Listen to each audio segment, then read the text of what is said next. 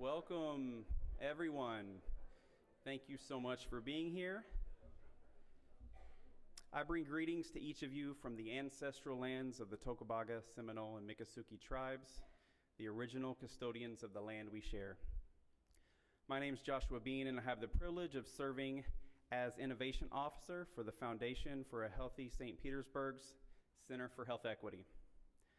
I mention the inhabitants of our shared land as a way to emphasize the value of space and place. Like many historical landmarks in St. Petersburg, this building has its own story to tell. The space once served as a segregated grocery store during the same time that segregation continued to impact our schools well after Brown v. Board.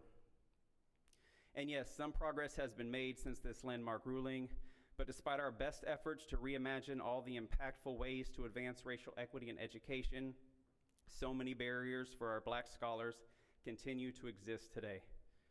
We still have so much more work to do, but this is why we're gathered here this evening, to commemorate the 70th anniversary of the Brown versus Board of Education.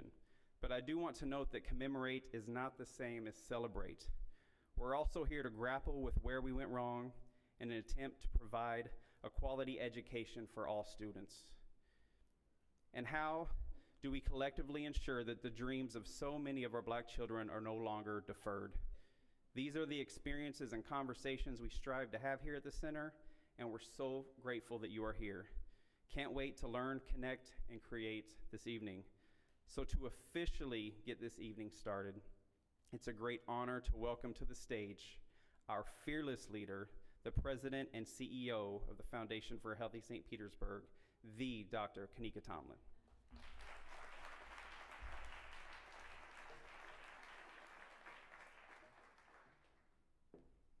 Good evening. Thank you, Josh, for that wonderful introduction and for your service as an educator before you joined our team tonight as we focus on the importance of education. I'm so mindful of your contributions and grateful. We conclude that in the field of public education, the doctrine of separate but equal has no place. Separate educational facilities are inherently unequal. On May 17th, 1954, Earl Warren, Chief Justice of the United States Supreme Court, delivered these words. It was the unanimous decision of the highest court in our country, the seared tip on the burning spear of one of our nation's most critical points of inflection. 7 decades later, the precedent of this landmark decision stands as one of the court's greatest acts of the 20th century and continues to blaze a trail for the long and storied course of our country's journey toward equity in education. I am Dr. Kanika Tomlin, President and CEO of the Foundation for a Healthy St. Petersburg.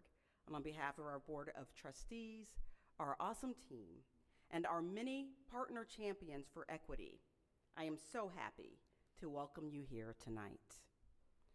Brown versus Board was a momentous decision.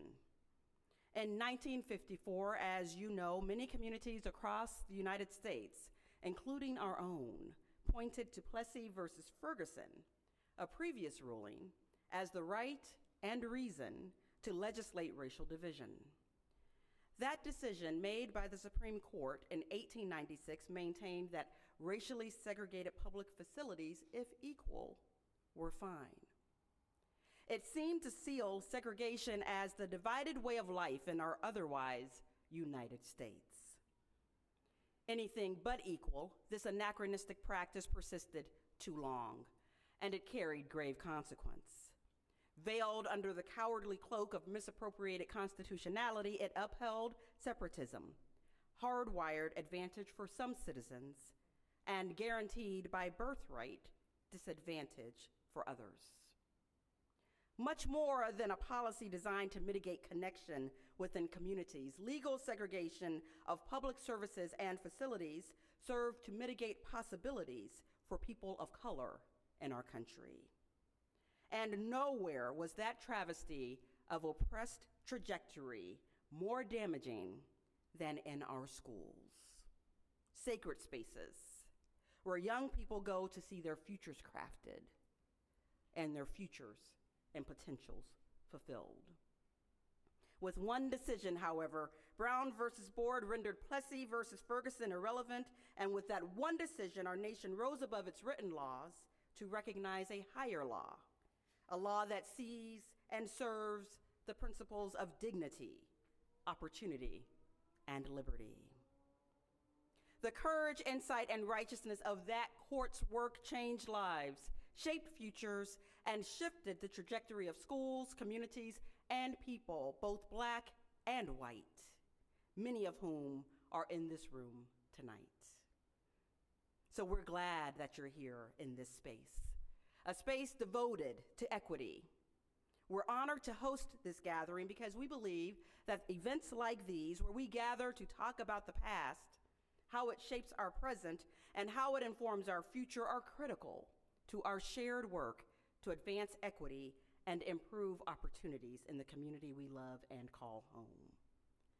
Here at the Foundation, we are working hard toward these shared goals every day. Specifically, we effort racially equitable health outcomes for the people who call St. Pete home. We carry out our mission in 3 ways: through grant making, strategic initiatives, and work here in our Center for Health Equity, the space in which we've all gathered tonight. All year long, this space is activated with critical work that helps advance our community's culture of health and equity. As we partner with you to do this work, we know that our health is so much more than our access to medical providers and the quality of medical care we experience. It's shaped by our economic opportunity, the kinds of jobs that are available to us, and our abilities and likelihood to grow in those jobs. It's shaped by having a safe and affordable place to live in an environment that is also healthy and safe. It is determined by the strength of our community ties and connection to various forms of support and one another. And it is most definitely influenced by our access to a high-quality education. Some may ask, what does education have to do with health? And those gathered here today know that the answer is a resounding everything. As I reflect on equity and access in education and prepare to close, I'm reminded of the impact of the individual heroes, educators, who've had a huge impact on the lives of countless children in our community over the years. I think of those who hail as teachers, counselors, and administrators, people who have changed the lives of thousands of students, one child at a time. I think about the ways deserving scholars over many decades, so many of you, my own life, how our lives have been changed and we've stepped into the fullness of our potential in ways that may have otherwise gone undiscovered, save for the insight, guidance, and love of a committed educator. And it's important to note that in the years before Brown versus Board, when schools in our nation and city were segregated by race, schools for Black students often experienced compromised resources, secondhand books, broken down buses, discarded desks that were left over from the white schools across town. But the compromise ended there. They had no less commitment from educators, among the most talented in the industry, no less brilliance from scholars, among the most gifted in the nation, no less value for education, a defining trait for communities of color across our country. In fact, the insistence by excellent educators and administrators that Black students would excel, even in a context of constant systemic inequality, served as a fierce and unrelenting force for the development of Black students' social capital and self-worth. But with Black schools receiving significantly less funding and significantly fewer resources, Black teachers being paid a fraction of what white teachers were paid, while Black schools experienced limited hours and subpar facilities, the inequity was clear, and the subsequent disparate outcomes unacceptable. Brown versus Board changed that, and so we commemorate that decision today. And what followed was not perfect or seamless or easy, as so many Black students found themselves in unfamiliar and, in some cases, unwelcoming environments, places where they were not always wanted, places where they had to fight to fit in, places where their identities had to be bargained to belong. Work to overcome these obstacles to create academic cultures of inclusion and belonging is still so required today. And so our work continues. At the foundation, our work is concentrated at the intersection of health and race. We highlight race because the work to yield more equitable outcomes in our community and in so many communities across our country is defined by race. And so when we consider the state of education in our community, I'm so grateful, our team, our partners are so grateful that we can host this powerful conversation where we'll examine the ways racism and racial disparities have shaped the outcomes and experiences we live today. And most importantly, we're grateful for our examination of the ways we can use what we've learned and experienced for the solutions that we craft together. So again, thank you so much for being here. Thank you to Tammy Bryant Spratling and Community Tampa Bay, Newspapers and Education, Florida's Humanities, and FPES for bringing this important conversation and opportunity to our community. It's our pleasure to share the Foundation's Center for Health Equity with you tonight and always. And we hope to see you back here again for more of this good work soon. And now it is my pleasure to introduce and welcome Joe DeLuca, President of Times Publishing Company. Joe?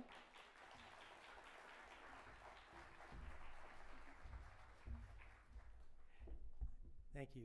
Dr. Tallman is a cherished and extended member of the Times family. It was always very difficult to follow, and I'm not even going to attempt to do that. But I did want to take a minute both to welcome you all here, but also to give you a sense of the depth and expanse of this Brown versus Board of Education we could call it a project, but it's a program, and it reaches all across the state of Florida.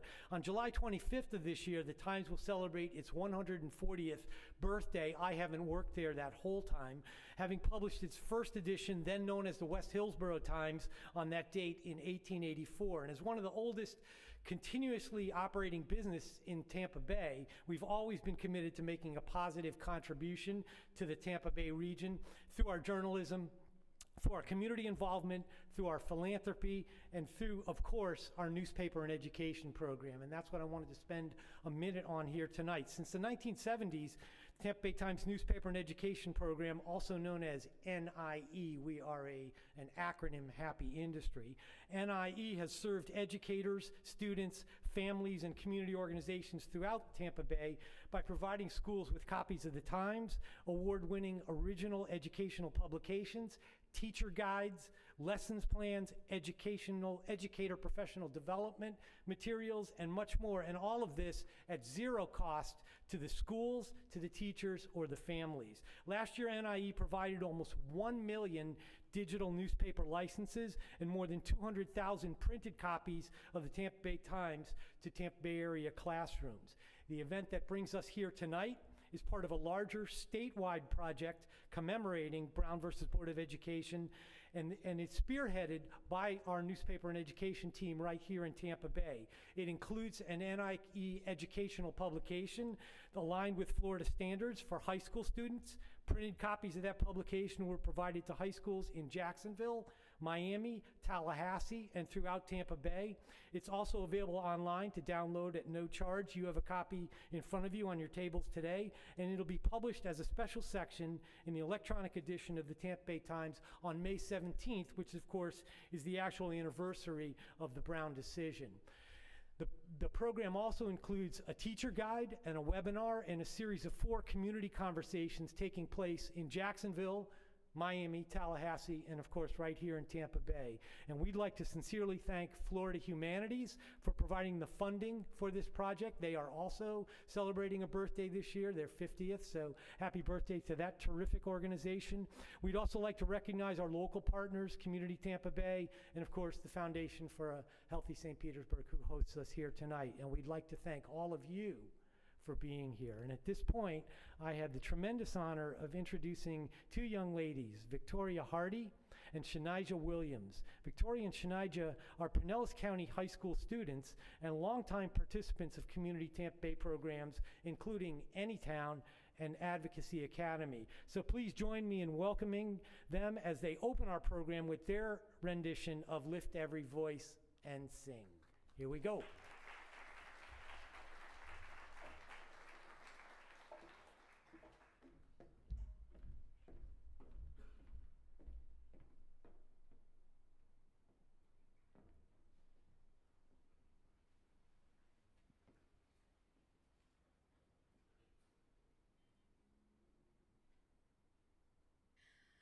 Lift every voice and sing till earth and heaven ring, ring with the harmonies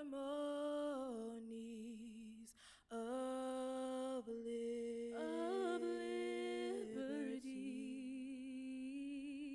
Let our rejoicing rise high as the listening skies. Let it resound loud as the rolling sea.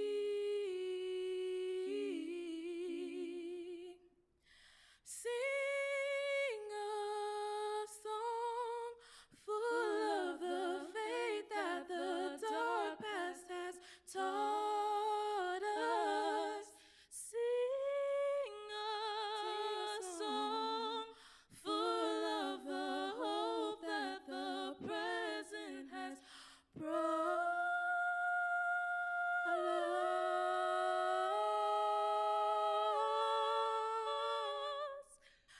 Facing the rising sun of our new day begun, let us march on till victory is won. March on a little longer, raise your fists a little higher, till victory is won.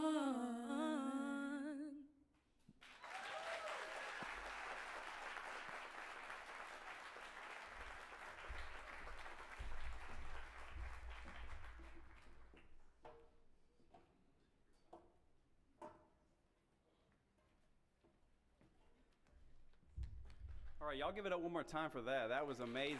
Gives you chills. All right.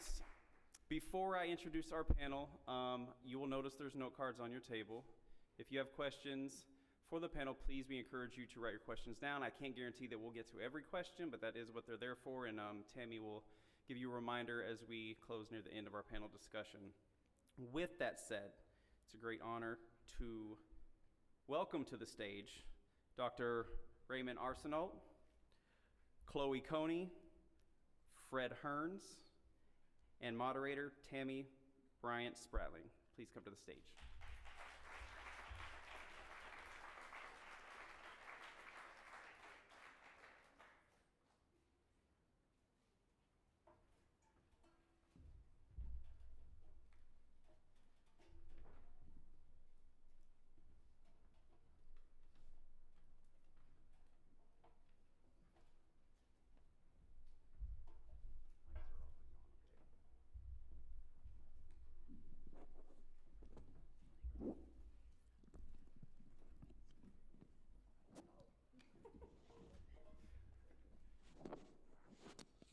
Hello, beautiful humans. Thank you so much for joining us this evening. How has the evening been for you so far?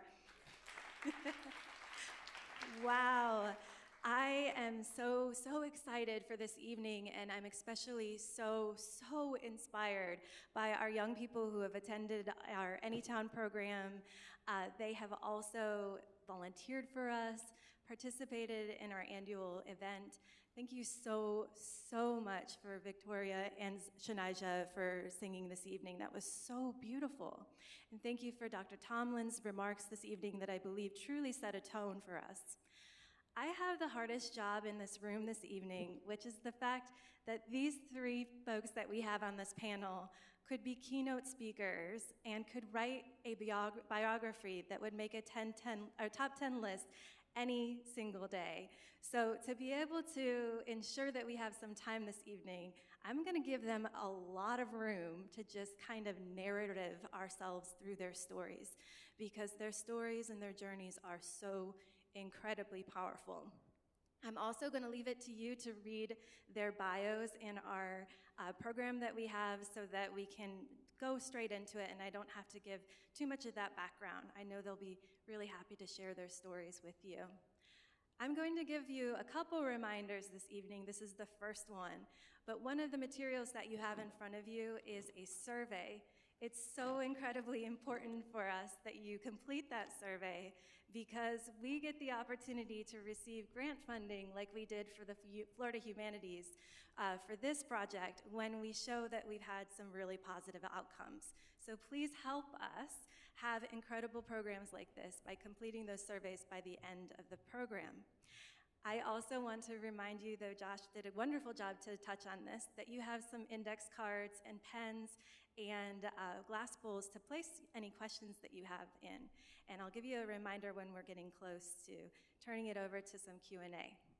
Finally, for just housekeeping matters, I want to say thank you so much to the newspapers and education at the Tampa Bay Times and also our statewide partners. So this is the third live event that we've had so far, and we'll have one more on May 6th. That one's in Tallahassee, but we've had one in Miami and we've had one in Jacksonville. And so this truly has been a statewide partnership, something that's been really exciting for me to see to come to fruition. We, as Community Tampa Bay, used to be a chapter of the National Conference for Christian and Jews, or NCCJ. And ourselves with two sister organizations, One Jax out of Jacksonville and Mosaic Miami, were 3 of the 4 of the different cities that hosted these events. So it's the first time we did something like that in modern history, and we're very, very proud that we were able to work with the Tampa Bay Times and newspapers in each one of those communities to make sure that that publication gets across the state to educators across all over our classrooms. So with that, I want to start to transition to our incredible panel here. And Ray is going to kind of begin to build off of what Dr. Tomlin started, which was a historical journey of how we got to the Brown versus Board of Education decision. And I know, Ray, when we talked beforehand, you especially also talked about how the NAACP had such a strategy for decades before we got to Brown. So maybe that might be a good place to get us started tonight, if you wouldn't mind. Can you hear me? Is the mic okay? Sorry. Please forgive my voice. I just came back from a long trip in Europe, and I brought back, I don't think it's the Spanish flu. I went to a doctor. I don't have the flu or COVID, so I'm not too dangerous, but that's why my voice is so strange. But I'm very happy to be here. I've worked with Tammy before. We did a number of civil rights tours of the Deep South, and she was my associate and kept us going, and was indispensable, so it's great to see her again. And also Kanika, so wonderful that she's the head of this organization. I've known her for years, and she's really an incredible resource for the community. And her late husband, Terry, was one of my all-time favorite students. No one could break up a class better than Terry. He was quite a character, as those of you who knew him, and what a wonderful person. And so let's think about his memory. Well, the Brown decision, let me try to put it in some historical context without going on too long. It's a complicated story, and I brought along a couple of books just to recommend to you if you have a deeper interest. The classic book that historians look to on the Brown decision is actually not by a historian, it's by a novelist, Richard Kluger, and it's called Simple Justice. And it's quite a tome, you can see. It's a big challenge, and it's even bigger than the books that I write, but it's an absolutely wonderful narrative of basically how we got to where we are, and starts in the 18th century, actually. It's an extraordinary piece of work. And, but if you don't have a month to devote to Richard Kluger, I would recommend James Patterson. It's called Brown v. Board of Education. He was a great historian who taught for many years at Brown, and this was actually the first volume in a series that Oxford University Press published called Critical Moments in American History.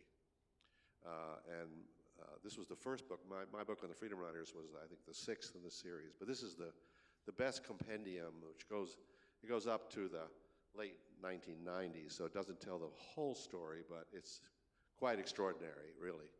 I was looking at it again today and remembering what a wonderful job he did on this on a very difficult subject. So, the history of the Brown decision is full of success and failure. I think that's maybe the way to sum it up. But there are all kinds of nuances and ironies about how it played out in American history. You know, the whole position of education in American life has been hugely important, you know, going back to the beginning of our society. But public education actually came fairly late.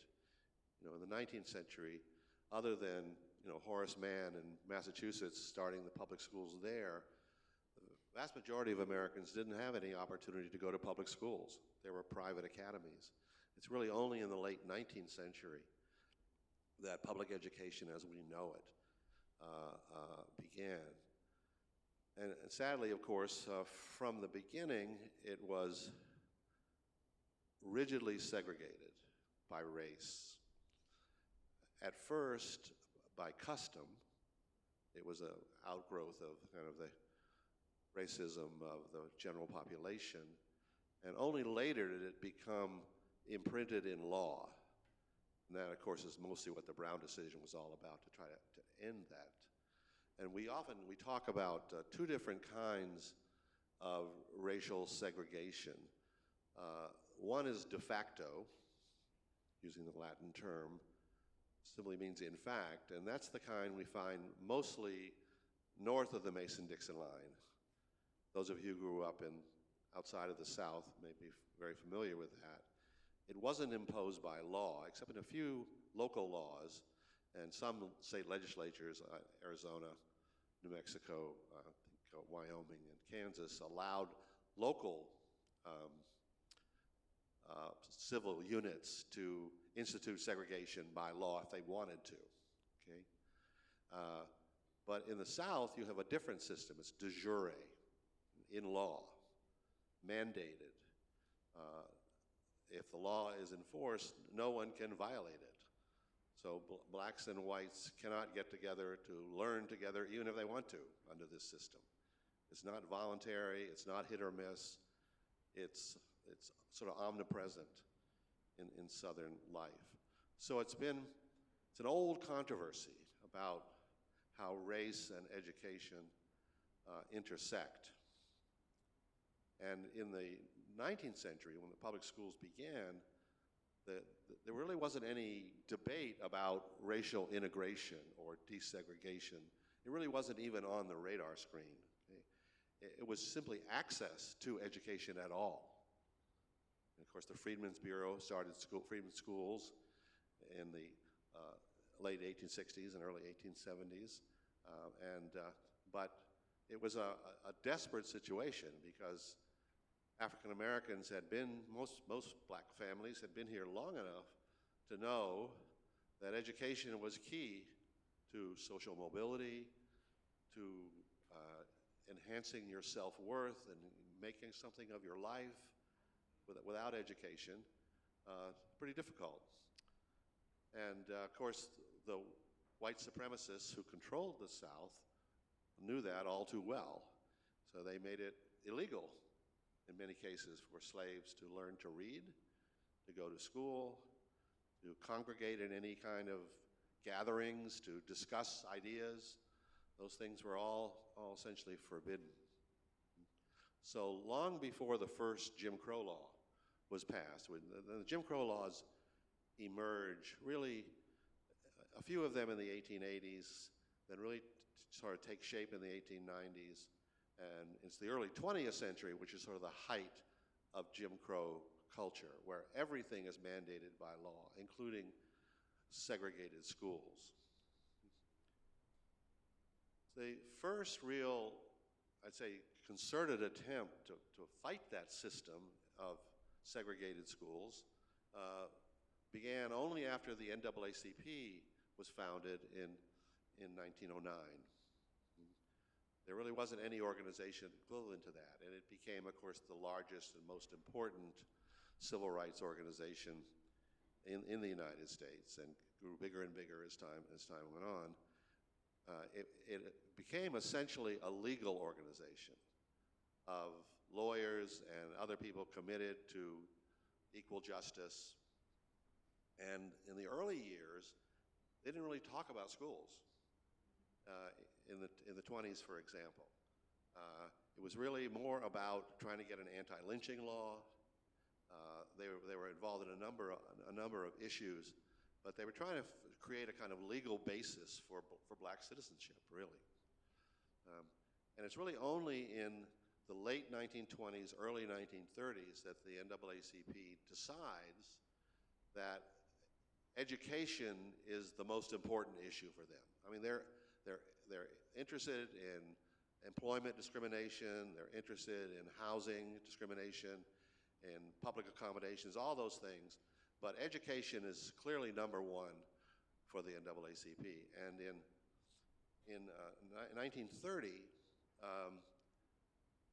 there was a lawyer working for them, a relatively new addition to their staff, a man named Nathan Margold, who was a Jewish emigre from Romania, a recent emigre, very talented lawyer, later worked for the Solicitor General during the New Deal, Franklin Roosevelt's administration. Margold came up with something called the Margold Report, which I think very few Americans probably have ever heard of, but it's incredibly important in the story of the Brown decision, because Nathan Margold was a smart guy, and he did an extensive survey of the courts and the extent to which they were racially discriminatory, the extent to which they had any possibility of changing the laws, of attacking Plessy versus Ferguson, of course, which had been the law of the land since 1896, separate but equal. And his report, which was not made public, by the way, this is all within the NAACP. W.B. Du Bois, Charles Hamilton Houston, Thurgood Marshall, people like that, were all involved with this. And the Margold Report essentially said, there's no way in the world we're going to be able to overturn Plessy versus Ferguson in the immediate or even near future. That the court system is just stacked against us, and we're going to be battering our heads against a wall if we try to attack Plessy and try to convince the mainstream of America that this is contrary to the ideals of the American Revolution or the Declaration of Independence or just of simple justice. Okay?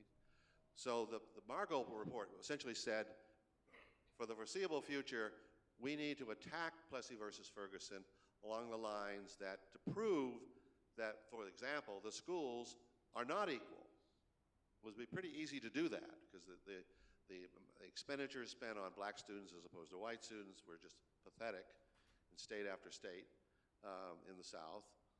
And as Kanika said in her introduction, it was just a horrific situation in terms of material conditions of the schools. And in many areas of the South, there were no black schools at all. No black high schools, no black middle schools, just a kind of very rudimentary elementary education. So the NAACP followed this from 1930 to 1950, where they did not attack even though they wanted to. I mean, they despised Plessy versus Ferguson. They knew someday they'd have to face this, but they were waiting for the nation to catch up with them, for the courts to catch up with them. The Supreme Court in the early 20th century was notoriously reactionary and conservative, particularly on matters of race. There was really no chance, and for the entire federal system really was not much better than the state and local courts in that regard. So they had to wait through the New Deal, through the Great Depression, through World War II, which of course brought a great change in public attitudes, because it was clear that Nazism had a very high racial component. Nazism was a form of racism, and it gave racism a bad name. And for the first time, really, a lot of Americans began to rethink their commitment to white supremacy, to racial discrimination. The times were really changing. And so through the Truman administration, finally, 1950 is the break point when Thurgood Marshall and the other leaders of what was called the Educational and Legal Defense Fund, they broke off from the NAACP. They were kind of a subsidiary organization, so they could really concentrate on this. They finally decided, it's time. There are enough liberals on the court, and maybe we can pull this off. And so they start making totally different arguments in court, saying that separate but equal is a contradiction in terms. Right? You can't be separate and equal. And so they were attacking the very basis of the Plessy versus Ferguson, which of course didn't just control the schools, because of course the Plessy case was about seating on railroad cars in Louisiana, had nothing to do with schools. But every aspect of life was segregated in the Jim Crow South, cradle to grave segregation. And I think, just a very brief personal story, I'm originally from Cape Cod, about as Yankee as you can get, I guess, but I lived most of my life in the South. My father was in the Navy, and we lived in the normal places, Jacksonville, Pensacola, Norfolk, other small towns in the South. But whenever he would go on board a ship, an aircraft carrier, he'd be gone for a couple of years, we'd go back to Massachusetts, back to Cape Cod, to a town, the town is Harwich. It's about 35% Cape Verdean, mixed race, African and Portuguese. And was no Nirvana. There was some level of discrimination, but it was probably one of the most racially integrated communities in the United States. So I spent my entire childhood hopping from this small town in Massachusetts, where I was accustomed to seeing people with dark skin serving as police chief or as teachers, and all kinds of positions of responsibility, and then going back to the South for 2 or 3 years into this sort of total Jim Crow, cradle-to-grave segregation. And I think that's the origin of my initial interest in race and civil rights. I've devoted my whole career, really my whole life to it. But back to the Margold report. So that's gone in 1950, and they start attacking the way they wanted to attack. But they were very nervous about it, because they knew if they lost some major decision at Supreme Court level, they'd be set back another decade or another 2 decades. So they were terrified, really. And it was really Thurgood Marshall's, I think, his intellectual ability, his just sheer guts, that he drove them into the situation where the Brown decision could happen. He was also helped by a timely death. The Chief Justice of the Supreme Court was a man named Fred Vinson, who had really no interest in race, certainly not in racial reform whatsoever. And in 1953, suddenly he dies. And Felix Frankfurter, who was also on the court, who didn't like Vinson very much, said that his sudden death was the first real proof in his lifetime that there was a God. Okay? They got rid of Vinson, and Dwight Eisenhower appoints Earl Warren, who had never been a judge. He'd been the governor of California. He had been fairly moderate, although he went through quite a kind of a personal, almost personal revolution in the 1940s It was a famous book called The American Dilemma. The American Dilemma by Gunnar Myrdal, who was a Swedish sociologist, economist, talking about the American dilemma of race. And Earl Warren read that book, all 1,000 pages of it. But Dwight Eisenhower didn't know that he'd read that book. Eisenhower thought he was appointing a safe conservative who would never rock the boat. Of course, President Eisenhower later said it was the worst mistake he ever made in his life in appointing Earl Warren, because it's Earl Warren who was able to craft through his personality, just sheer personal power, to craft a unanimous decision on May 17th, 1954. Maybe I'll stop there, but of course, just let me say one thing. Historians, when they look at this, we often see the irony of the Brown decision, in the sense that it's a milestone, it's an incredible event. It creates a revolution of rising expectations, that maybe America can really live up to its democratic ideals. But in fact, it doesn't deliver on that promise for more than a decade and a half. So for a long time, it's deeply disappointing to Thurgood Marshall, to many African Americans, to many white Americans. So although it sets a kind of plateau of citizenship and gives African Americans a place in society and a great hope that things will change, they don't change in the near term. And of course, what that does is that it says, well, if we can't depend on the courts, even the Supreme Court says things have to change and it doesn't happen, we got to depend on ourselves. We've got to take this struggle out of the courts and into the streets.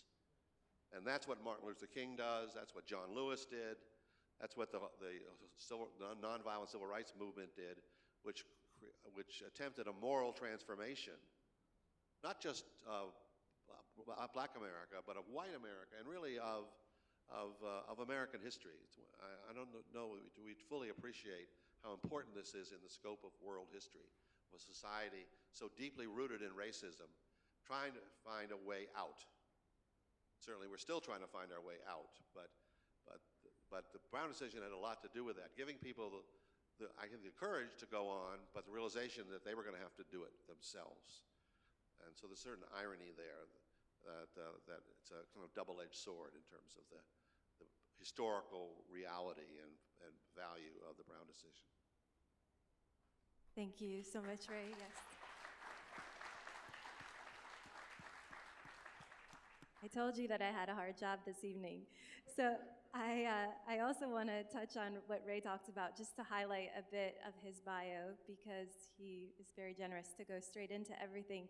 But he is the author of many civil rights history books, including one that was just released, 2-3 months ago, on John Lewis. And this is a book that all of you should consider adding to your libraries. I like to say that we used to be on that bus together for years until Ray got famous, because he went on to Oprah with all of the freedom riders that were living. If you ever can find that Oprah episode of freedom riders coming together, it was one of her final episodes, I think, wasn't that? Is it? Or was it? Yeah, one of the last 4 episodes. It is remarkable. It's something to definitely find. So thank you so much, Ray, for getting us started. I love where you concluded, because I think that is a really wonderful place to pick up with Miss Chloe Coney. And Miss Chloe Coney is going to talk to us about her journey through integrating the schools, the choice, your participation in the Hillsborough schools prior to making that decision and moving us into you graduating from high school and your decisions for college, et cetera.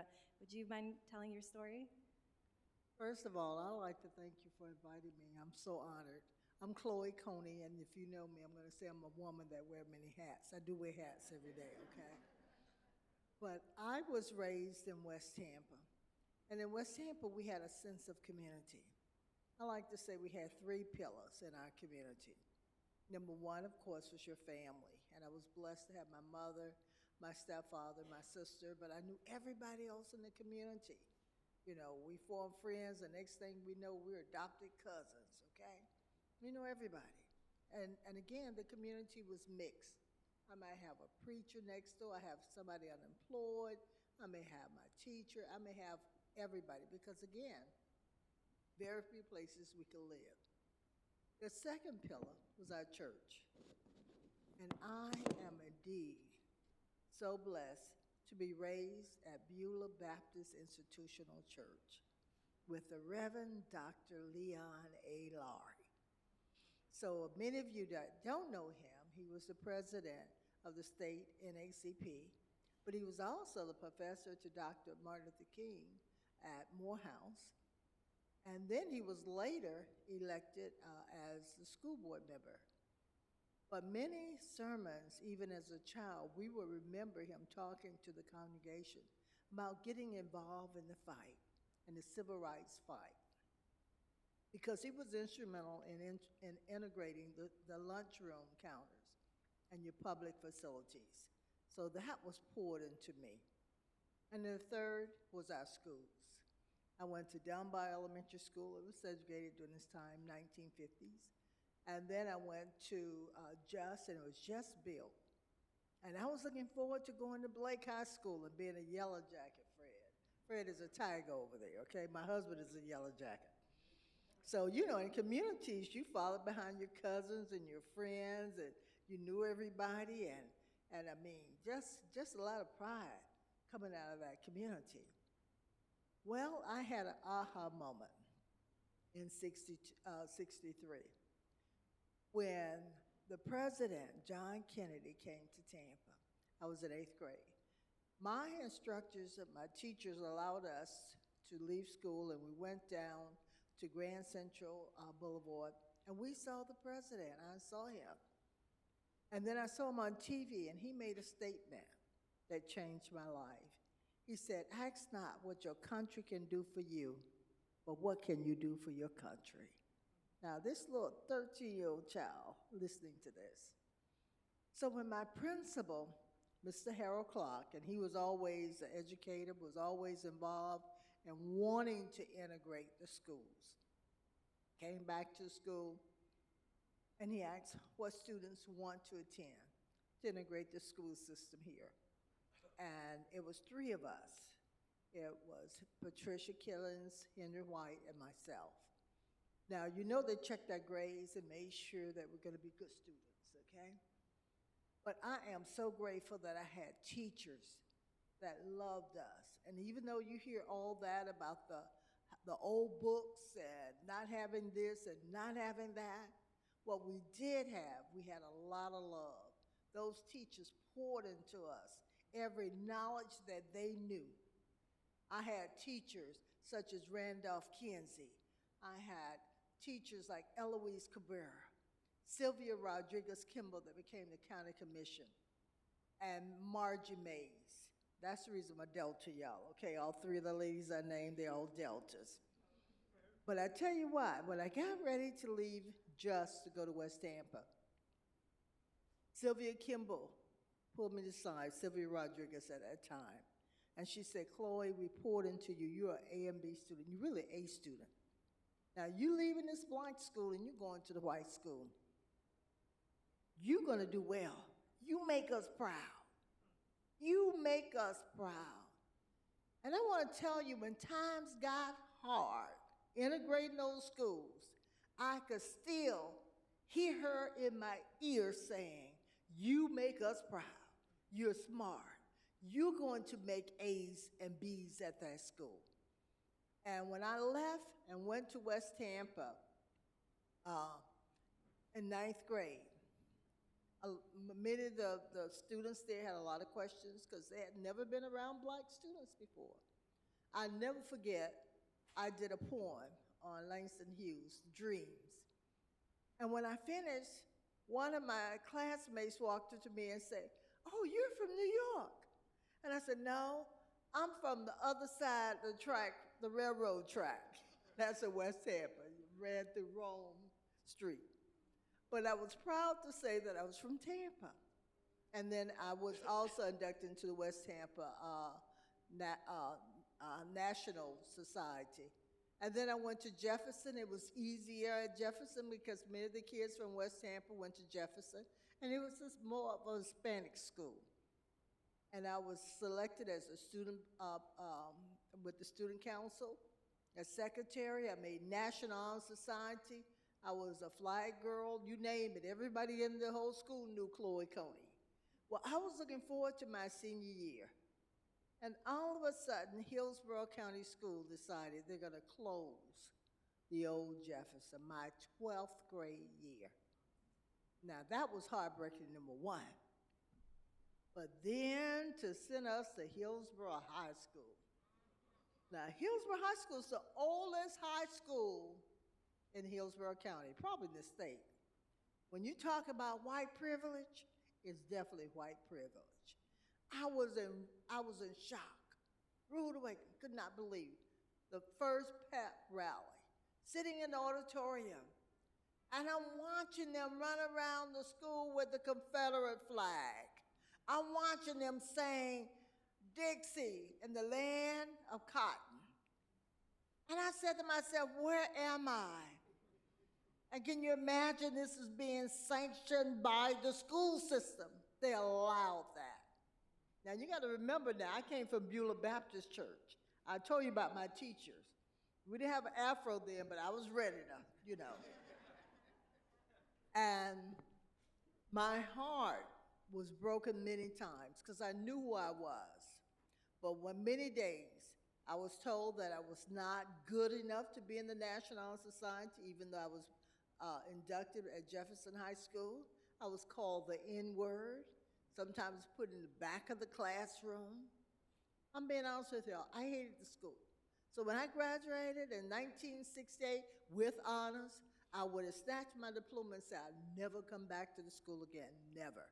I had scholarships to the University of South Florida, Florida State. I said, no, I'm going to Florida A&M.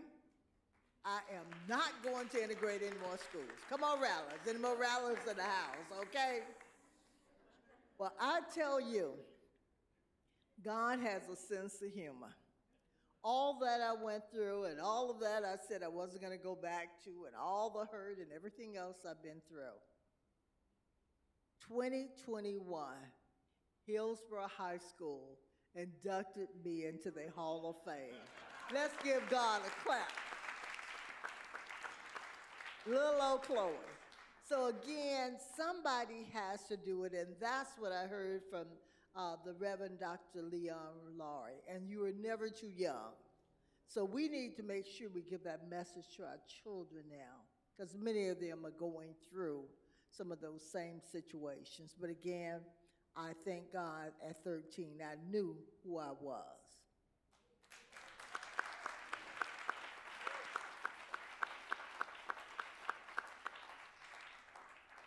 Thank you so much, Ms. Coney, and congratulations on the Hall of Fame. That's amazing.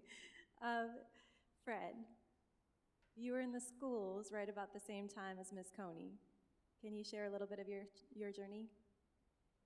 I'll be happy to, and thank you, Tammy, and to everyone here for coming out and hearing these stories and reflecting with us on the times that we went through during the days of segregation. When I came along, and I'm a little ahead of Chloe in school, her husband, Ernest, is 1 year ahead of me. Raise your hand, Ernest, so everybody can see Ernest Coney.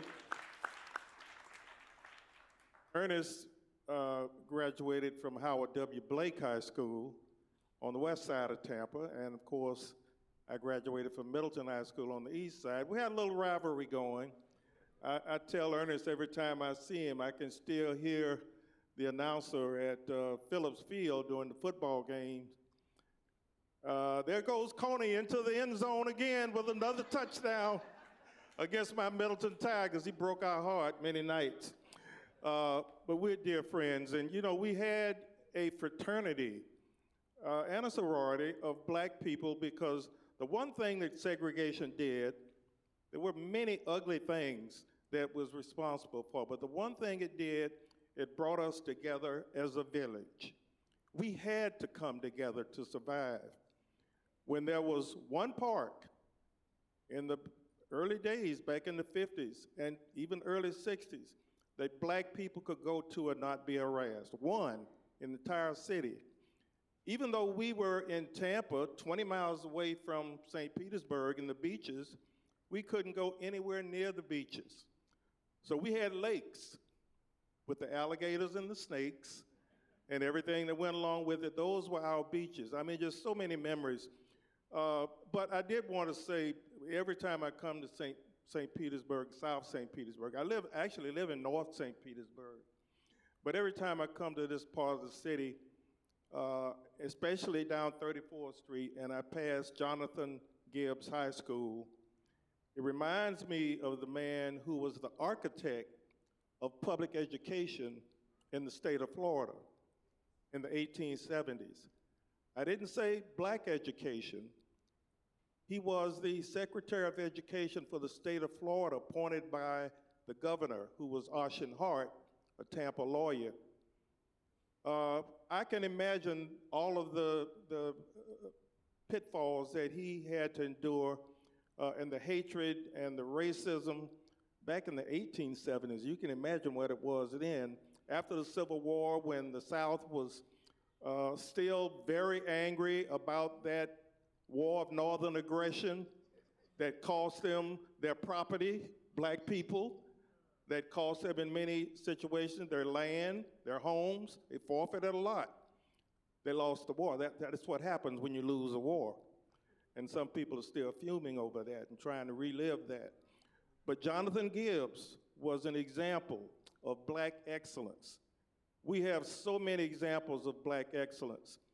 Chloe didn't go into much of her background, but she is a giant in what she has been able to achieve in Tampa.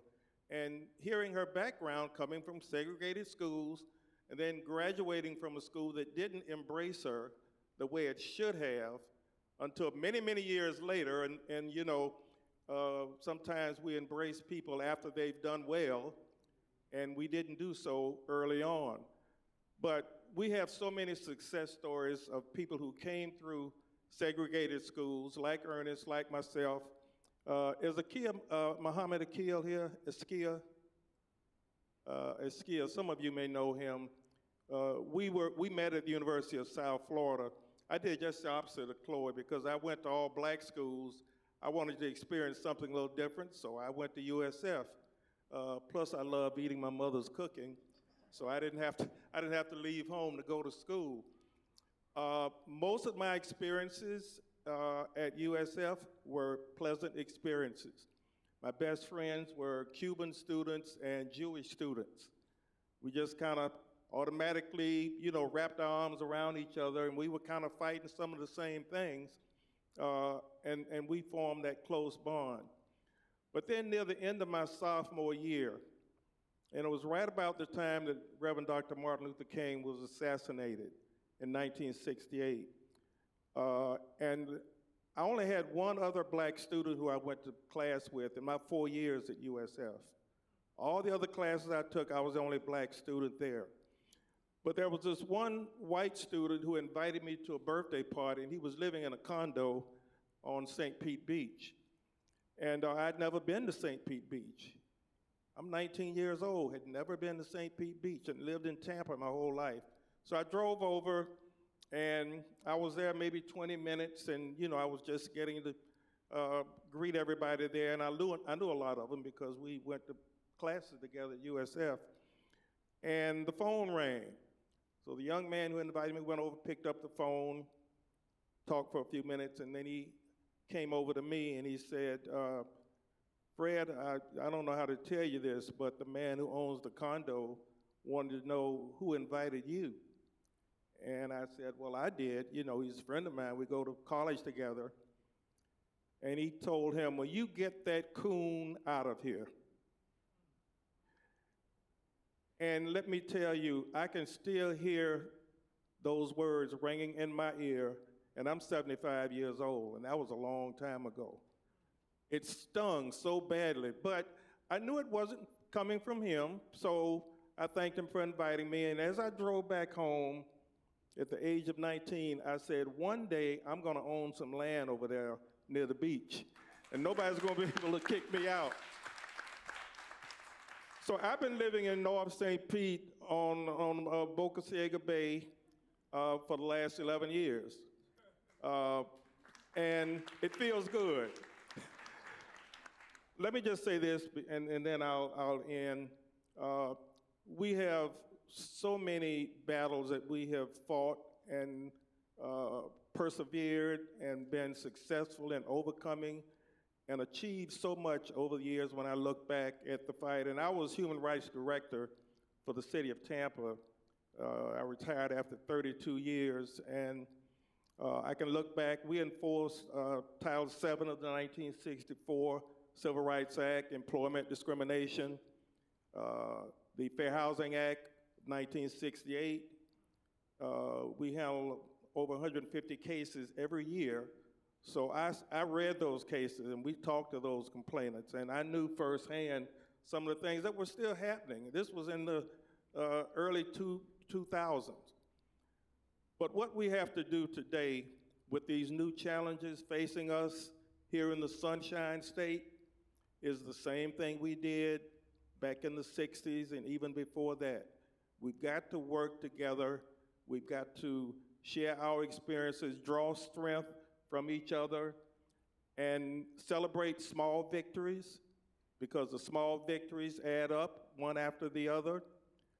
We've got to vote, and vote with conviction for good people who are going to lead us out of the direction that we're headed in now, because the whole country is looking at Florida. And we've got to do better. I know we are better, and we've got to do better. So thank you, Tammy. Thank you. Thank you. So I have a follow-up question for each of you that I hope to get through, but I also would like to reserve a few minutes to be able to cover some questions from the audience. If you haven't yet, feel free to start writing a card for our consideration for a question to our panelists, and you can drop that in the glass bowl whenever you have that completed. Now, if you were listening closely with Ms. Coney's initial remarks talking about stepping into school integration, you would hear that she said the date 1963. Is that right? 1963. So that's a few, I know I'm not very good at timelines and math, but that's a few years after 1954. So Ray, I was hoping that you could maybe talk about round two and the language that really provided an opportunity for school districts and elected officials and folks across the South to rise up against the promise of Brown versus Board of Education. Yeah, that's a critical part of the story, is that there are two Brown decisions. The original, which was a unanimous decision, which was very encouraging. Thurgood Marshall predicted that all the schools will be completely desegregated within 5 years. He really thought that would happen, even though he was in the trenches. He knew how much he was facing. But on May 31st, 1955, a little over a year, they had the implementation decision. So how are we going to actually desegregate the schools? And it's at that point where the court sort of lost its nerve, I think. They were terrified that the reactions so far in the white South, in the upper South, in the border states, actually quite a few schools were desegregated in that first year. But the deep South, there was kind of total kind of stonewalling of the decision. In fact, one of the very few newspapers to endorse the Brown decision was the St. Pete Times. Only a handful of papers had anything good to say about it, but Nelson Poynter and the St. Pete Times, they really did themselves well in that situation. Of course, for that, they were known in many circles as a communist newspaper because they endorsed the Brown decision. But the implementation decision came up, of course, with the famous phrase, what you have to do if you're running the schools in the South, you have to desegregate with all deliberate speed. How's that for a vague statement? With all deliberate speed. Which, of course, that ended up meaning you can delay. And it really is historians point to this as a great example of, if you're trying to get rid of a corrupt social system or a corrupt leader, how do I put this? You don't want to wound them, you need to kill them, right? You're not doing yourself any favor by sort of losing your nerve, which is exactly what happened. And the implementation was given to the lower courts, and they didn't really get much direction from the Supreme Court. And of course, Dwight Eisenhower had really no interest whatsoever in desegregating the schools. He was very much opposed to the Brown decision. And so in the last 3 years of his administration, before John Kennedy took over, the pace of school desegregation actually went way down. Essentially, the federal government at that point had given up. Okay? That they had the Brown decision. They were sort of proud of it, that it said something positive about American democracy, but they didn't really have the courage to follow through. And it's only in the late 60s that or a series of court decisions which put some teeth back into Brown. Finally, most school districts had to desegregate. For example, here, although the desegregation process started in Pinellas County in 1962 with one elementary school in Clearwater, the high schools were not desegregated except for just token until 1971. 71. And that's late for Florida. Even the county where I went to high school, Nassau County, which is a very conservative area in North Florida, they desegregated in 1967, and most counties did. So we were really behind the times. And in fact, when desegregation did happen here, there was a kind of a mini civil war at Dixie Hollins High School. Violence, all kinds of protests. It was really an ugly situation.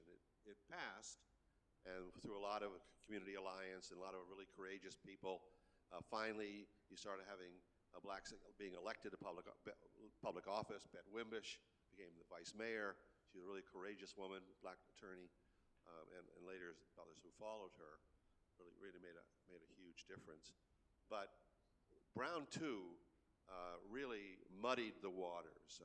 I can just tell you one short personal story. I moved from Washington, D.C. On August 28th, 1963. Does that ring a bell?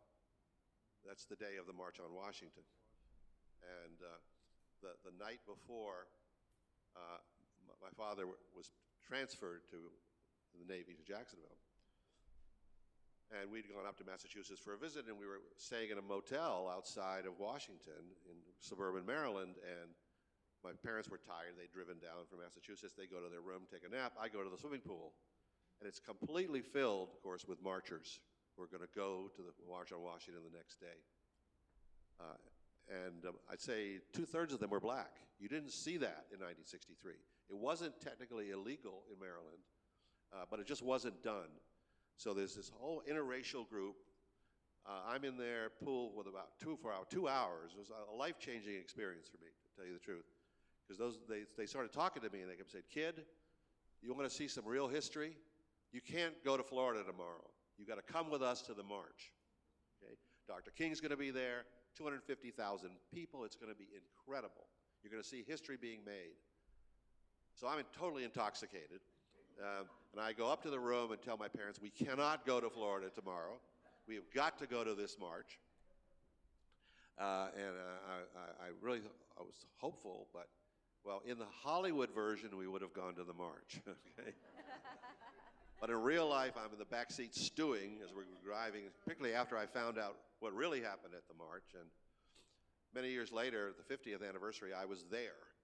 I made sure, with John Lewis, actually. But I always lamented that I missed that chance. But so we go to Florida, and I actually end up in a small high school in Nassau County, living with my grandmother, because the schools were all disaccredited in Jacksonville. First time in American history an entire system had been disaccredited. So I lived with my grandmother 40 miles north, and a couple months later, of course, John Kennedy is assassinated, and I'm trying to deal with the context I'm in. You know, it's incredibly open racism and opposition to school desegregation, And I was, a 15-year-old kid. I'm just trying to survive, but I had one argument after another with people, and I was really discouraged. Well, so on November 22nd, 1963, I'm at the principal's office, and I'm walking down, and the bell rings, it's 2 o'clock, end of school, which is exactly the time that John Kennedy died. Okay, he died at 1 o'clock Central Standard Time. And so I'm by myself, and the bell rings, and all the students just pour out of the classrooms onto these external sidewalks, cheering, just cheering. I think many of them later probably felt ashamed, but their initial reaction was, John Kennedy is dead, and now we don't have to go to school with black people. I have to tell you, I've never felt so alone in my entire life. And it was just a chilling experience. And I've talked to other people around the South who had similar experiences. What I'm suggesting is that's the depth of feeling, the massive resistance that came into the South after Brown II was just horrifying, really. It's like the region was almost in a hysteria. Now they worked their way out of it, but it was a really difficult time, I think, for anybody who was hoping that the Brown decision was leading to something that would make us a more humane and democratic society. And so it was a tough time to live through for no matter what your color, no matter where you are. There was an awful lot of ugliness. Thank you so much for sharing your personal stories, Ray. I really appreciate that. I know so much from sitting on a bus with you for literally hours and hours driving to and from Montgomery, Alabama, but I haven't heard some of those stories, so thank you for sharing them with us. It was really incredible. Yeah.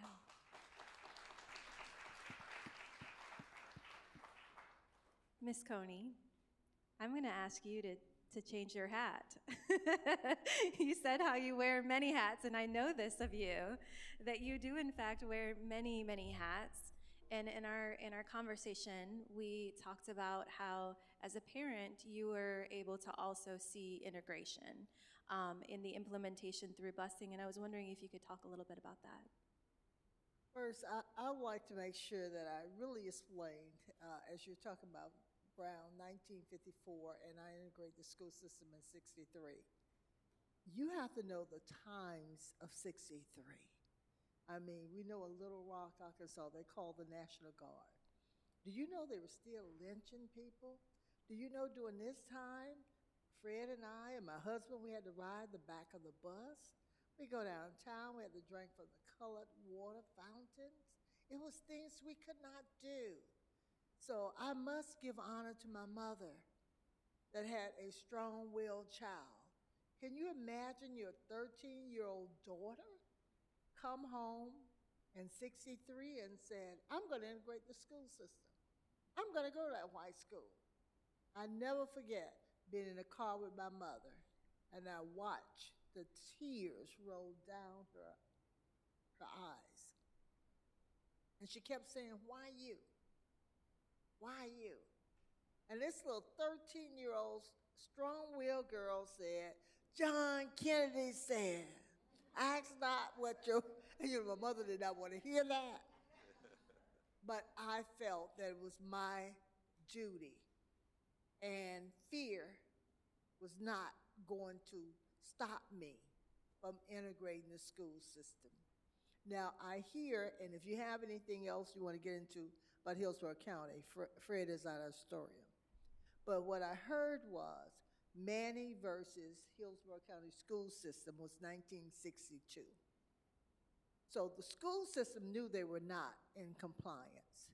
So you had people like my principal, Mr. Harold Klopp, Mr. Bingham, Mr. Horton, and of course my pastor, Reverend Leon Laurie, saying, we better do something about this. So my husband, and I didn't know that until he told me this last year, he said they came to Blake to integrate the schools there in high school. He said he and his class May said, no, we're not going. No way. We're in high school. No. So what they decided to do was to come to the junior high school where we were. And like I said, it was 3 of us. Now, you have to take in consideration when I did integrate the school system, we had no black teachers there. So like you said, it was fully integrated in 1971. When I graduated in high school in 68, I think it was maybe 20 of us African-American students to graduate. So we made progress, but I want to add, I got to say this. I left Florida Power in 1989 and took the job at the center manager, Lee Davis, over in East Tampa, and you're sitting between College Hill and Ponce. 1,400 units, right, Fred? Public housing. We had a meeting in the community. Those kids was bused to 33 different schools. That's 1989. Every time a new school was built in the suburbs, they would come to the inner city and take and snatch those little kids up and bus them. I'm going back to your question. Bus them to the communities. So we started a back-to-school kickoff. We challenged all those schools, all 33 different schools, you come to our community. Come to Lee Davis that is housed there. Meet these parents, because when we had meetings, we heard most of the principals and the school staff say, black parents won't come. They just won't come. They're not interested. And that wasn't the case. In fact, we put some in our cars. Tanya Hammond, that was with the police department relations, we put parents in our cars, and I took them out to Carrollwood. I took them to Town and Country. Many of them had never been there before. Had never been to those schools. So can you imagine putting your 6th, 7th, and 8th grade little child on a bus to be bused all over the Hillsborough County? And that was what was happening. And so when we had that back-to-school kickoff there, and all the schools came and brought their staff, and we went to the community, knocked on the doors, and told the parents we're going to give them book bags and everything else, but they had to be there. Those parents came out. They got a chance to listen to the parents. Tammy, one of my aha moments was when we had a meeting. We would have a meeting once a month with agencies at the Lee Davis, the school system, and like I said, all those schools and other agencies. And one of the teachers said, I could understand. A book fell on the ground, and the student fell to the ground and started crying. She said, I was trying to help her, and said, I was wondering what's happening. And I took her home and I wanted to know what her mother, what is wrong with her? You know, she's okay. She didn't realize living in College Hill with guns going off. What did the mother tell the child? Get into the tub, fall to the ground. So when she heard that book hit, she thought those was gunshots.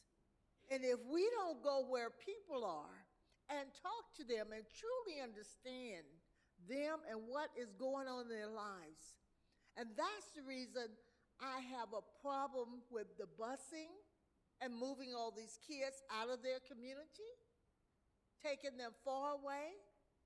But again, those are things that we have to look at now. We're watching our schools become segregated all over again. I'm looking at Potter, F school. And a lot of it's poverty. It's poverty. Not only racial, it's poverty.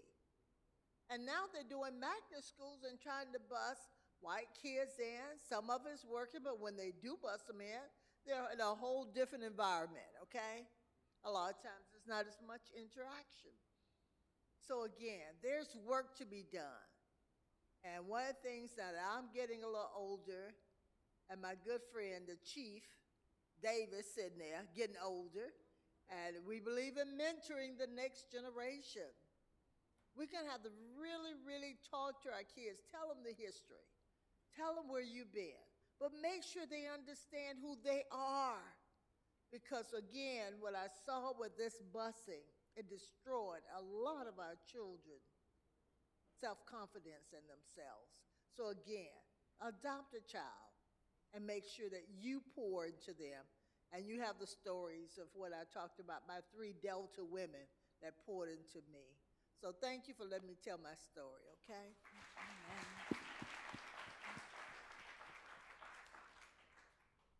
Ms. Coney, you have already started us perfectly. First of all, a question here was, how did your parents feel? So I'm going to set that one aside because you touched on that. Thank you so much for that. And my follow-up question for Fred is led in directly with that, which is that our cover of the publication this evening has the separate, not equal, and I think you really began to show that even once Brown versus Board of Education was decided, the implementation to get to a unitary school system, not one for black and one for white, but one school for all students, that implementation in and of itself was not equal, right? And so the decisions around busing and the decisions around which schools stayed open and which ones didn't was not equal. And I know, Fred, for you, your high school alma mater, Middleton, has a history, and I know you'll be touching on your being, that being your alma mater, but also your role as the curator for African American history at the Tampa History Center. When you tell us a little bit about Middleton High School and the other black high schools that were closed during integration in Hillsborough County. Well, thank you, Tammy. I'll be happy to. George Schroeder Middleton came to Tampa from Charleston, South Carolina in the 1890s.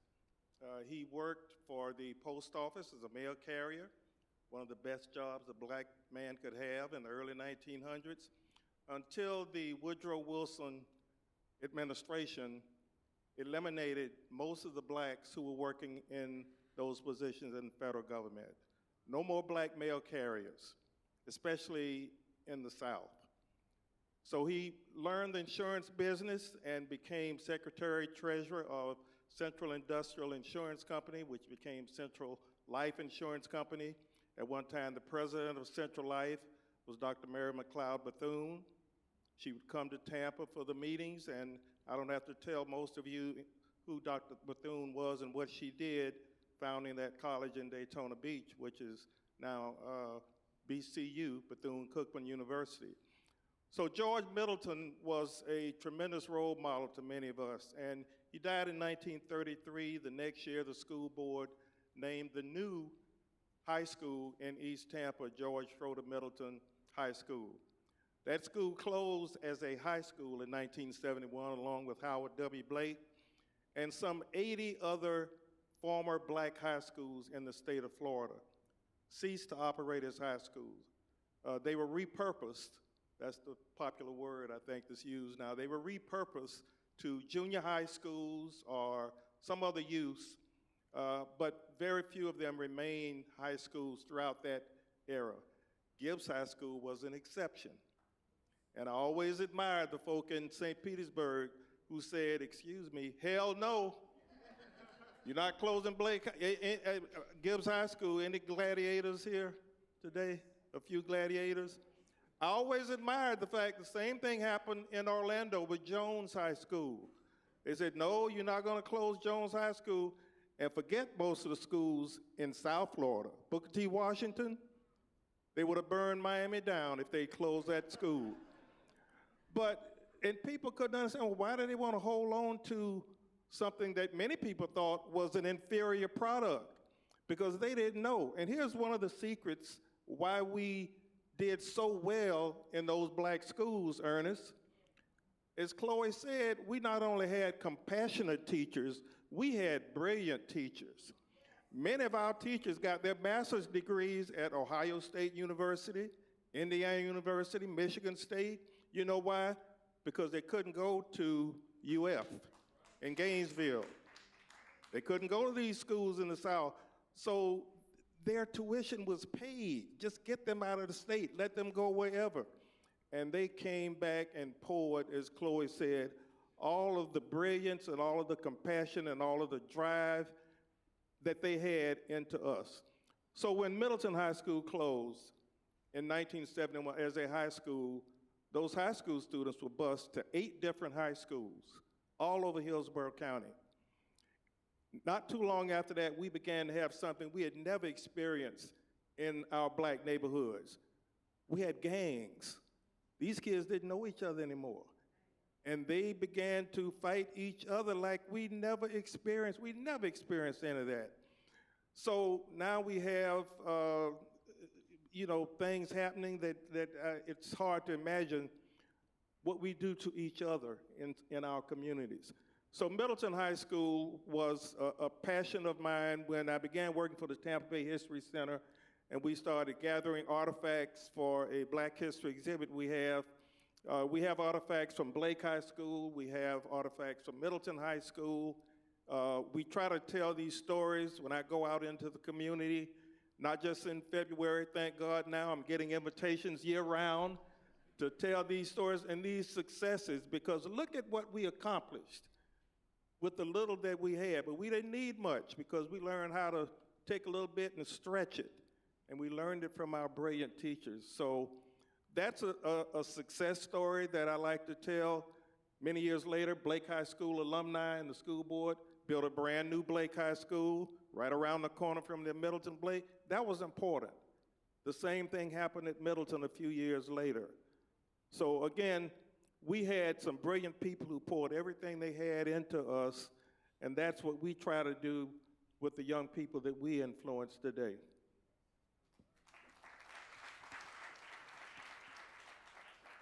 Please, Ray. Well, I was just going to briefly tell a John Lewis story, kind of apropos to what Fred just said. John Lewis grew up in utter poverty in Pike County, Alabama. No paved roads, no indoor plumbing, no electricity. He was one of 10 children. He was the only one to ever finish high school. But he was a voracious reader from the time he was a young boy. I think he claimed because he didn't like to chop cotton, he didn't like farm work. But his first protest was when he was 16 years old. He wanted to get a library card at the all-white public library in Pike County. Of course, they threw him out. But with John Lewis, that was never the end of it. He went and did a petition, tried to circulate it around his black school to get the library, of course, desegregated. And most of the kids were too terrified to sign it. He got a couple of his cousins to sign it. But so he was unsuccessful in his first protest. But many years later, 1998, he published his wonderful memoir called Walking with the Wind. I highly commend it to you. It's the most extraordinary memoir ever written, I think, about the civil rights movement. And it was #1 on the bestseller list, New York Times, all that. And so the public library in Troy, Alabama, invited him as an honored guest, the same library that had thrown him out in 1956. And so he always had a kind of a twinkle in his eye. So he accepts and he comes, and then he says, I want a library card. That's the first thing he said. I'm not leaving till I get a library card. Of course, it had desegregated many years earlier, but I think he had a sense of a moral victory, if nothing else. But I think, Fred, what you were talking about is how the closing of all those black schools, mainstream whites had no appreciation for black history. They believed in Africa as the dark continent and that and racial inferiority, and they were just ignorant, really, and there's no way that they could know the kind of pride and traditions that you had. I never forget when I was a senior in high school on Amelia Island, the schools, 1965, the schools did not desegregate until 67, but the Peck High School was the all-black high school, and they had a quite distinguished principal. I remember being so struck by how he looked when he came in. I was in a classroom, a required Problems of American Democracy class. It was capitalism versus communism. And it was this kind of propaganda class, and our baseball coach, I was a pitcher on the baseball team, was our social studies teacher. And he was from Newberry, South Carolina, and extremely racist and conservative. And so our principal of the school brings the Peck High School principal in and introduces him briefly, and I remember how distinguished he looked, you know, and he's only there 90 seconds or so. And the baseball coach, our teacher, who'd been telling us all semester about how great America was and how other countries were inferior, he made a point of, just after the principal left, he said, he told a student to go to the back of the classroom and open the windows to let the stink out.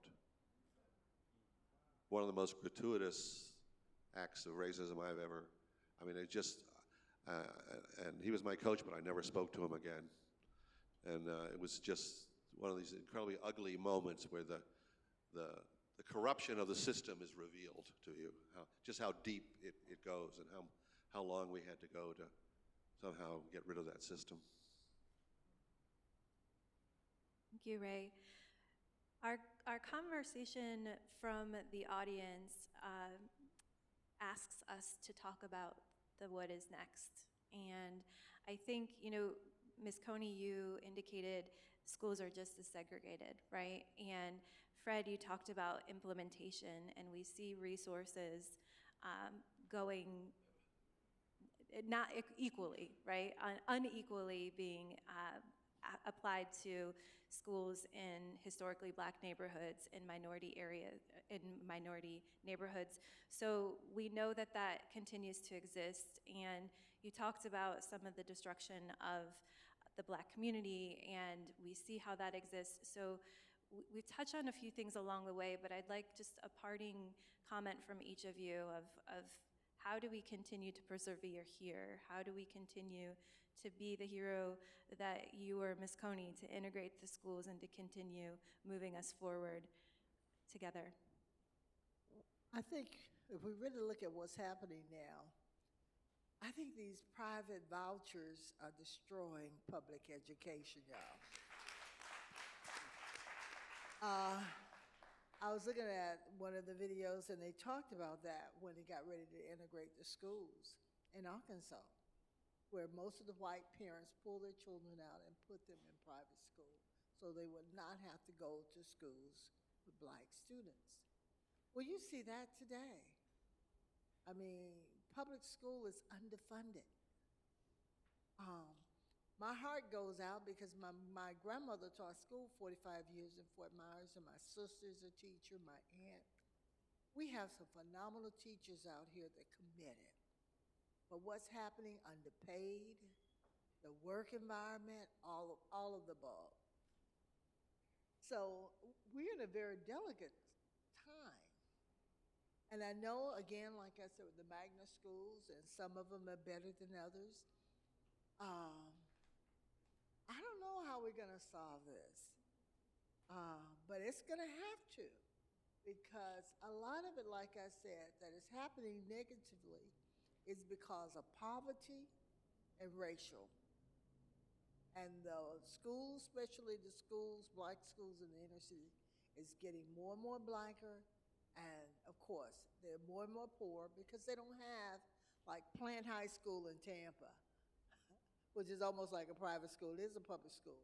But you know, their parents got plenty of money, the PTA, they can send their kids everywhere. And then when I look at our schools and I see them being underfunded. So one of the things I challenge people to do is adopt a school. Go to Parter, go to Shihai. You know, when they're raising money, I like to make sure that my husband and I give something back. And I think this is some of the things we may have to take personal responsibility for.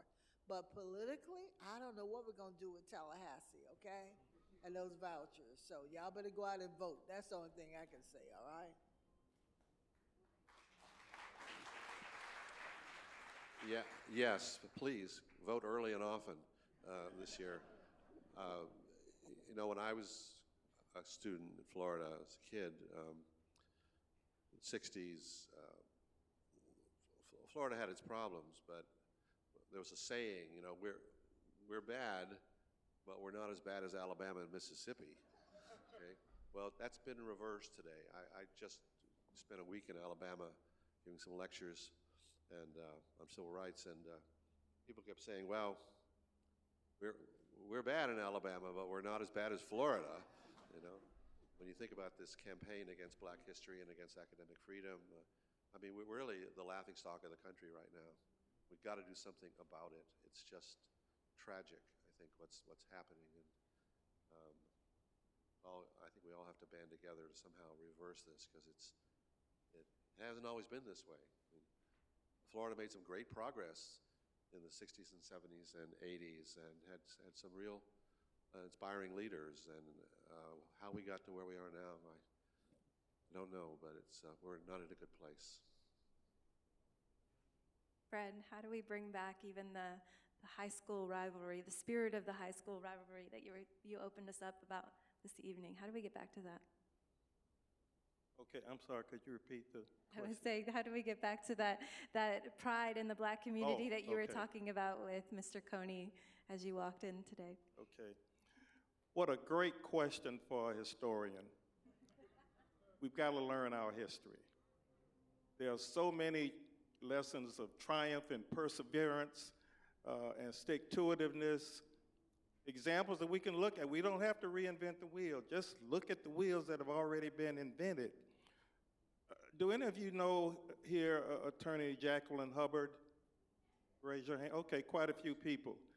President of the Association for the Study of African American Life and History, St. Petersburg branch, ASALH.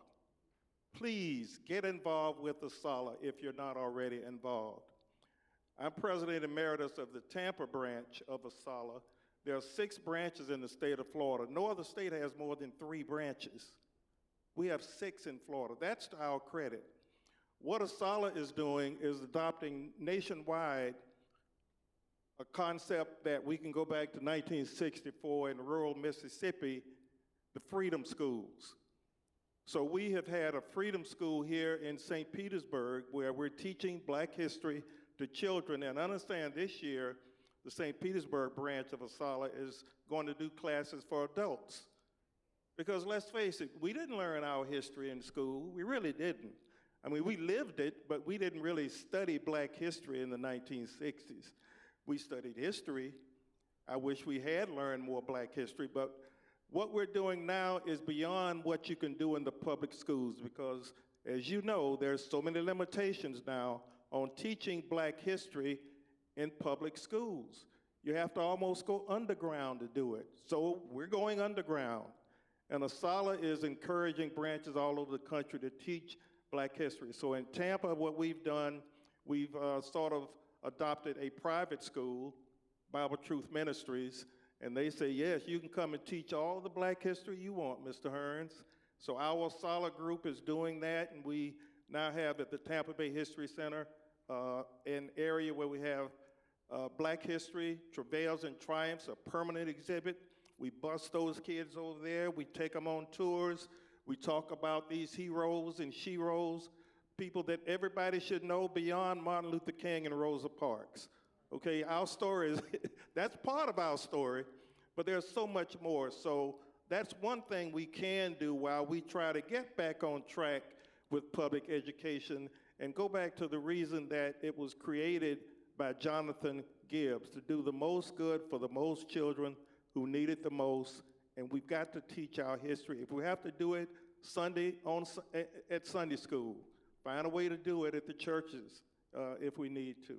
That's one solution to a big problem. Yes. I am so grateful for all of those comments. I see some claps. Yes, let's get those claps going there. So in conclusion of our panel this evening, we had some charges, right? In there, we heard Ms. Coney talk about supporting teachers and schools. You don't have to have a youth in the schools to be able to support a teacher, to support a school. To vote, I think that was a common theme for all of us. Fred says, learn your history, find organizations like ASALH, support them, get involved, learn the history through programs like ASALH and the Tampa History Center and Pinellas Remembers. And Carter Woodson. and the Carter Woodson Museum. So many incredible places to learn history. And then Ray says, don't be Alabama. That's really important for us to all remember. And then finally, for me, I'd like to add our charge to continue to have conversations like we've had this evening. Let's listen to these incredible heroes and sheroes that we have. Let's make sure that we create space for dialogue to ensure that we're connecting with people who are different than us, to deteriorate any of those assumptions that we make about each other, and continue to build a more equitable space for the future. So thank you so much to everyone for coming this evening. I know I'm gonna hand it back over to Josh, but before I do, I have one final comment, and that is, if Matt would please stand up. I'm gonna put you on the spot. Yep, he doesn't know I'm doing this. Matt is one of our colleagues from Miami, Mosaic, Miami. He got a flat tire on his way here. So he came all the way from Miami and had a flat tire on his way. So thank you, Matt, for being here. Thank you to our partners across the state. Thank you for the Tampa Bay newspapers and education for being our partner in this initiative. Thank you, most importantly, for you as an audience being here. And thank you to our panelists for sharing their beautiful, powerful journeys to help inform us into our next chapters. So thank you so much. Please give another applause to our panel.